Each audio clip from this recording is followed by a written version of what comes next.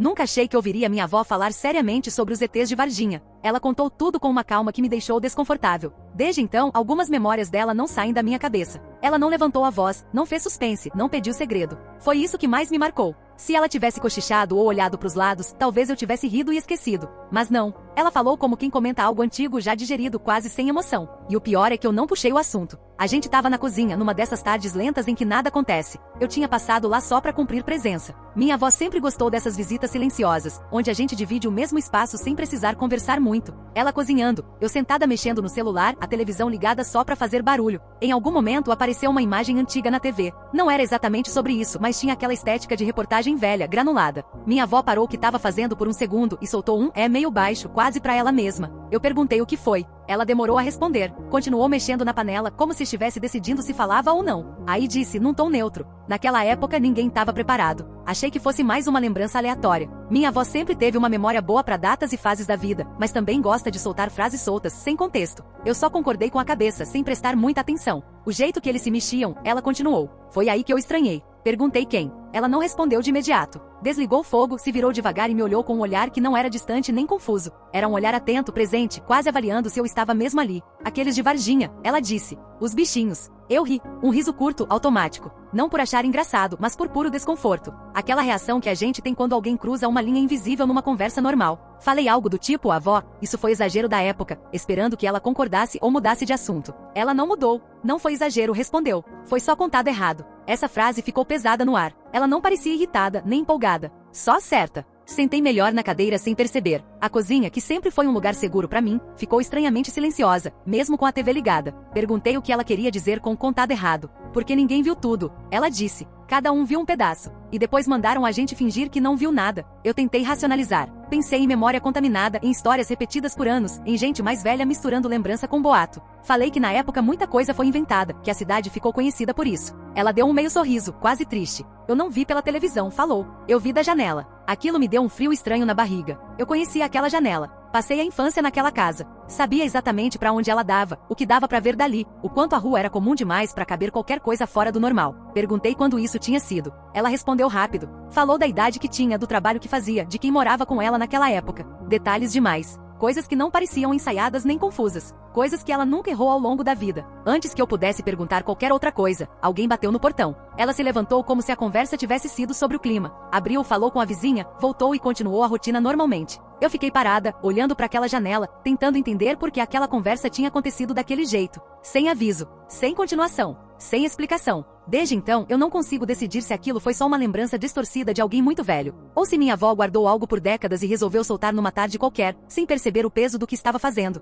E o mais estranho é que depois desse dia, ela nunca mais tocou no assunto. Como se tivesse falado demais sem querer. Como se agora fosse problema meu lidar com isso. Depois daquele dia, eu tentei seguir como se nada tivesse acontecido. De verdade. Nos primeiros dias, eu até consegui. Convenci a mim mesma de que tinha sido só uma conversa mal interpretada, uma memória antiga atravessada por décadas de histórias repetidas, reportagens sensacionalistas. Gente falando demais. O problema é que a frase não me largava. Eu vi da janela. Eu me pegava pensando nisso em momentos aleatórios. No banho, no trânsito, antes de dormir. Sempre voltava do mesmo jeito. A imagem daquela rua comum, da casa simples, da minha avó jovem olhando pra fora, vendo algo que teoricamente nunca esteve ali. Voltei lá na semana seguinte. Não porque eu quisesse ouvir mais, mas porque senti necessidade de confirmar se o mundo ainda estava no lugar. Ela me recebeu como sempre. Normal, carinhosa. Fez café, perguntou do trabalho, reclamou do calor, nenhuma menção, nenhuma indireta. Era como se aquela conversa nunca tivesse existido. Eu tentei puxar assunto por outros caminhos. Falei de coisas antigas, da época em que ela era mais nova, de histórias de família. Ela lembrava de tudo com clareza.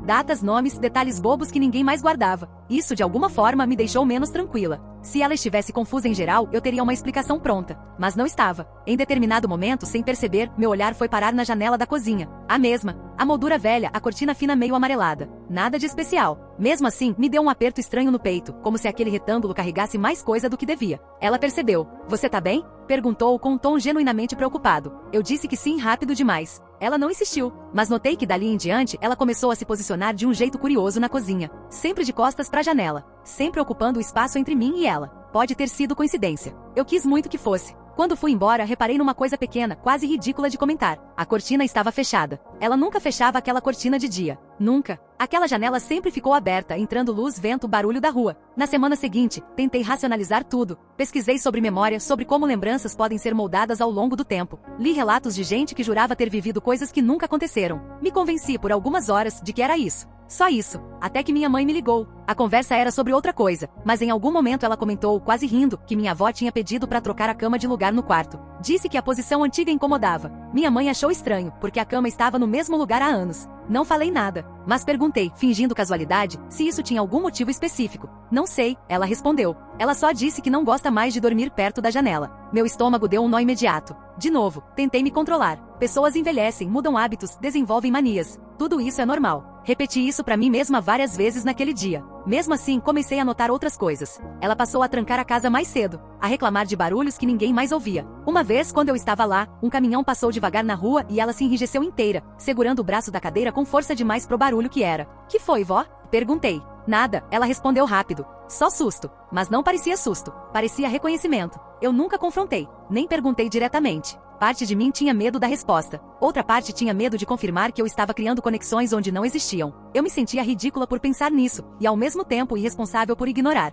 Comecei a sonhar com a casa dela. Sempre a mesma cena, eu sozinha na cozinha, a TV desligada, a casa silenciosa demais. A janela aberta, e aquela sensação insuportável de que se eu olhasse para fora, algo ia estar ali, não algo correndo ou atacando, algo apenas, parado, observando. Acordava suando, com o coração acelerado, tentando rir de mim mesma no escuro. O pior foi perceber que minha avó começou a evitar ficar sozinha comigo. Sempre que eu ia lá, ela chamava alguém. A vizinha, uma parente distante, qualquer um. As conversas ficavam superficiais, cheias de interrupções. Como se ela não quisesse repetir aquele momento. Como se tivesse medo de falar demais. Ou como se tivesse percebido tarde demais que não devia ter falado nada. Hoje, quando lembro daquela primeira conversa, fico com a sensação de que aquilo não foi uma confissão planejada. Foi um deslize. Um cansaço antigo escapando pela boca. E o que mais me incomoda é pensar que se eu não tivesse feito aquela pergunta boba, se eu tivesse ignorado o comentário inicial, talvez eu nunca tivesse notado quanto minha avó parece viver em constante alerta desde então. Como se algo que ficou enterrado por muito tempo tivesse sido cutucado. E agora estivesse acordando. Eu só entendi que algo estava errado de verdade no dia em que encontrei a caixa.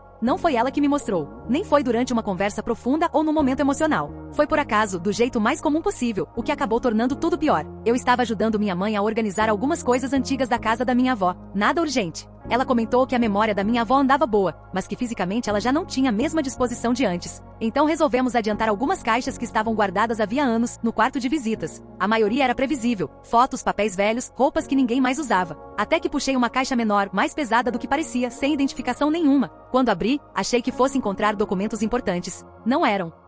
Eram recortes de jornal. Não muitos, mas suficientes para deixar claro que aquilo não era algo guardado por acaso. Reportagens da época, algumas dobradas, outras amareladas demais. Não manchetes sensacionalistas. Textos pequenos, quase escondidos em páginas internas. Notas vagas contraditórias que falavam de movimentações estranhas, de relatos confusos, de mal-entendidos. E no meio deles, uma coisa que fez meu corpo gelar. Uma fotografia. Não era nítida. Não mostrava nada explícito. Mas eu reconheci a rua na hora. O ângulo. A sombra do poste. O muro baixo da casa da frente. Era a rua da minha avó. O texto da legenda falava de uma área, isolada temporariamente sem entrar em detalhes. Nada ali dizia claramente o que estava acontecendo. Mas a data me fez sentar no chão. Era do mesmo período que ela tinha citado na conversa. Continuei revirando a caixa com as mãos tremendo, sentindo uma mistura estranha de invasão e urgência. No fundo, havia um envelope pardo mais grosso. Dentro dele, um papel dobrado várias vezes. Não era carta. Era uma lista, escrita à mão. Datas, horários, pequenas observações. Coisas como chegou cedo, não saiu pela frente, barulho à noite. Não parecia coisa de alguém curiosa. Parecia coisa de alguém que estava acompanhando algo. Foi aí que uma lembrança antiga me atravessou de um jeito brutal. Eu era criança naquela época. Não bebê. Criança o suficiente para lembrar da casa, do cheiro, da cozinha. Criança o suficiente para lembrar que passei um tempo dormindo lá, porque meus pais precisaram viajar às pressas. Lembrei de noites em que minha avó dormia no mesmo quarto que eu. Lembrei de ela fechar a cortina antes mesmo de escurecer. Lembrei de acordar uma madrugada e ver ela sentada na cama, olhando fixamente para a janela. Na época, isso não significou nada. Agora, significava tudo. Meu coração começou a bater diferente. Uma sensação horrível começou a se formar, porque a revelação não era minha avó viu algo. Era outra. Minha avó estava ali porque eu estava ali. Ela não estava observando por curiosidade. Ela estava vigiando. De repente, tudo mudou de lugar na minha cabeça. O medo dela, o cuidado exagerado, o jeito como ela se posicionava entre mim e a janela. O fato de evitar ficar sozinha comigo depois daquela conversa, como se tivesse percebido tarde demais que eu podia juntar as peças. Ela não contou aquela história para desabafar, ela deixou escapar. E o que mais me destruiu foi perceber que se aquilo fosse verdade, minha avó carregou isso não como trauma, mas como escolha. Escolheu não falar, escolheu proteger, escolheu me manter longe de algo que talvez nunca tivesse ido embora de verdade. Saí do quarto com a caixa fechada, sentindo um peso absurdo no peito. Não contei nada para minha mãe naquele dia. Não consegui. Não sabia nem por onde começar sem parecer louca. Quando fui me despedir da minha avó, ela segurou minha mão por mais tempo que o normal. Olhou para mim com um misto de carinho e algo que eu nunca tinha visto antes. Medo. Não por ela. Por mim. Algumas coisas, ela disse baixinho, só ficam quietas se a gente não chama atenção. Eu tentei sorrir. Não consegui. Desde então eu vivo com a sensação incômoda de que aquela história nunca foi sobre ETs, nem sobre Varginha, nem sobre o que apareceu naquela rua. Foi sobre o que ficou perto demais de mim. E agora que eu sei disso, nada parece realmente seguro de novo. Depois disso, eu não voltei mais a ser a mesma pessoa. Não de um jeito dramático, desses que a gente percebe na hora. Foi mais sutil, como uma rachadura que começa invisível e quando você nota, já atravessou tudo. Eu continuei visitando minha avó, mas algo entre nós mudou. Não houve brigas, nem confrontos, nem conversas esclarecedoras. Pelo contrário, ficou um silêncio novo, pesado, cheio de cuidado. Eu media palavras, ela media olhares. A gente passou a conviver num acordo mudo de não ir além. E isso cansa. Passei a reparar em coisas que antes eu ignorava. Em como evito janelas à noite. Em como me sinto observada em lugares vazios, mesmo sabendo racionalmente que não faz sentido. Em como meu corpo reage antes da minha cabeça. Um barulho diferente, uma sombra fora do lugar, e meu coração já acelera. Eu tentei contar pra alguém. Não tudo. Nunca tudo. Fiz testes pequenos. Comentários vagos. E se alguém tivesse visto algo naquela época? As reações foram sempre parecidas. Risos desconfortáveis, piadas, aquele olhar que diz, melhor não alimentar isso. Aprendi rápido que certas histórias isolam, mesmo quando você não conta. No trabalho, comecei a me distrair mais. Em conversas comuns, às vezes minha cabeça escapava para aquela rua, para aquela janela, para aquela lista escrita à mão. A ideia de que minha infância talvez tenha sido atravessada por algo que eu nunca percebi me corrói mais do que qualquer explicação fantástica. Porque não era sobre monstros. Era sobre escolhas. Minha avó escolheu vigiar em silêncio. Escolheu não envolver mais ninguém. Escolheu carregar isso sozinha por décadas. E eu me pergunto, todos os dias, se teria feito diferente no lugar dela. Se falar teria ajudado ou só atraído mais atenção. Se o silêncio protege ou só adia. A saúde dela piorou um pouco nos últimos meses. Nada grave, mas suficiente para deixar claro que o tempo está passando. Às vezes penso em perguntar tudo, antes que seja tarde. Às vezes penso que talvez eu não tenha o direito. Que saber demais também pode ser uma forma de egoísmo. A caixa continua guardada. Eu não mostrei para ninguém. Nem sei por quê. Talvez por medo de quebrar algo que ainda está de alguma forma funcionando. Talvez porque no fundo eu já tenha feito minha escolha também. O que mais me dói é perceber que desde aquela conversa na cozinha, minha vida passou a ser dividida em duas partes. Antes e depois de saber que algumas coisas não precisam ser grandes ou visíveis para mudar tudo. Às vezes me pego olhando pela janela à noite, repetindo mentalmente que não vejo nada. E realmente não vejo. Mas aprendi do jeito mais estranho possível, que a ausência de prova nunca foi sinônimo de ausência de presença. Talvez minha avó tenha vivido certa o tempo todo. Talvez o silêncio tenha sido o preço da normalidade. Ou talvez algumas histórias só sobrevivam porque ninguém teve coragem de terminar de contá-las. Eu ainda não sei. E acho que o pior é aceitar que talvez eu nunca saiba.